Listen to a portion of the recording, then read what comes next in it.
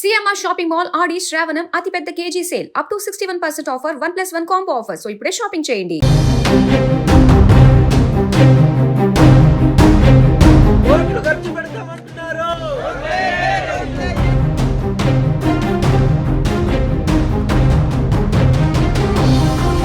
ప్రపంచం ఆధునికత వైపు పరుగులు తీస్తుంటే వారి బతుకులు మాత్రం ఇంకా ఆ చీకటి కొండల మధ్య మగ్గిపోతున్నాయి. ప్రపంచ ఆదివాసీ దినోత్సవం రోజున పండగ చేసుకోవాల్సిన ఆ గిరిపుత్రులు కనీస హక్కు అయిన ఒక చిన్న రోడ్డు కోసం గొంతెత్తి రోడ్డెక్కాల్సిన దయనీయ పరిస్థితి ఇది. విశాఖ మన్యంలో చోటు చేసుకున్న ఈ హృదయ విదారక ఘటన చూస్తే ఎవరికైనా కళ్ళు చెమ్మగిల్లక తప్పవు. ప్రపంచ ఆదివాసీ దినోత్సవం నాడు ఊరంతా పండుగ చేసుకోవాల్సిన ఆ గిరిపుత్రులు తమ బతుకుల్ని బాగు చేయాలంటూ గొంతెత్తి రోడ్డెక్కాల్సిన పరిస్థితి నెలకొంది. విశాఖ మన్యం సాక్షిగా జరిగిన ఈ కన్నీటి ఘోష ఇప్పుడు ప్రతి ఒక్కరి హృదయాన్ని కలిచివేస్తోంది. విశాఖపట్నం జిల్లాలోని జాజులుబండ, పిట్రిగడ్డ, నీళ్లుబండ, పెదగరువు ఈ పేర్లు వినడానికి ఎంతో అందంగా ఉన్నాయి కదా. కానీ అక్కడ నివసిస్తున్న బలహీన గిరిజనుల బతుకులు మాత్రం గుండె కోతను మిగులుస్తున్నాయి. ఆ కొండల మధ్య కనీసం నడవడానికి సరైన కాలిబాట కూడా లేదు. మనకు రోడ్డు మీద చిన్న గుంత ఉంటేనే ప్రయాణం నరకంగా ఉంటుంది. కానీ వారికి అసలు రోడ్డు అనేది తెలియదు. తరతరాలుగా ఆ రాళ్ల మధ్య, ముళ్ళ పొదల మధ్య రక్తం చిందిస్తూనే వారి అడుగులు సాగుతున్నాయి. వానొస్తే ఆ ఊర్లు బాహ్య ప్రపంచానికి పూర్తిగా దూరమైపోతాయి.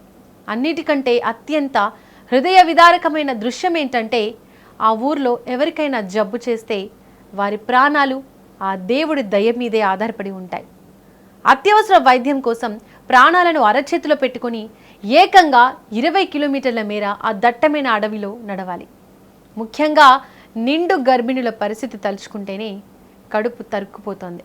నొప్పులతో అల్లాడిపోతున్న ఆ తల్లులను ఆసుపత్రికి చేర్చడానికి ఆ అడవి బిడ్డలు పడే ఆరాటం అంతా ఇంత కాదు. ఓవైపు ప్రాణం పోతుందన్న భయం, మరోవైపు కదిలితే గుండెలు పగిలేంత నొప్పి. ఆ తల్లి బిడ్డల ప్రాణాలను కాపాడుకునేందుకు ఓ దుప్పటిని కర్రకు కట్టి దాన్ని డోలిగా మార్చి భుజాలపై మోసుకుంటూ కొండలు వాగులు దాటుతూ వారు చేసే మృత్యు పోరాటం చూస్తే ఎంతటి కఠినాత్ములకైనా కన్నీళ్లు ఆగవు. మార్గ మధ్యంలోనే ఎంతోమంది తల్లులు ప్రాణాలు వదిలిన చరిత్ర కూడా ఆ కొండల మధ్య ఉంది. భారతదేశ పౌరులుగా తమకు రాజ్యాంగం కల్పించిన ఓటు హక్కును వినియోగించుకోవాలంటే వారు 30 కిలోమీటర్లు కాలినడకన వెళ్ళాలి. ఓట్లు అడగడానికి వచ్చే నాయకులకు వారి కష్టాలు మాత్రం ఎందుకు కనిపించడం లేదన్నది సమాధానమే లేని ప్రశ్న. దశాబ్దాలుగా పాలకుల నిర్లక్ష్యానికి బలవుతున్న ఆ ఆదివాసులు ఇక తమ కష్టాలను భరించలేక ఆదివారం నాడు ఒక వినూత్న నిరసనకు దిగారు. తమ దీనా వ్యవస్థకు సజీవ సాక్ష్యంగా నిలిచే డోలిని భుజాన మోసుకుంటూ ఏకంగా 5 కిలోమీటర్ల మేర కన్నీటి పాదయాత్ర చేశారు.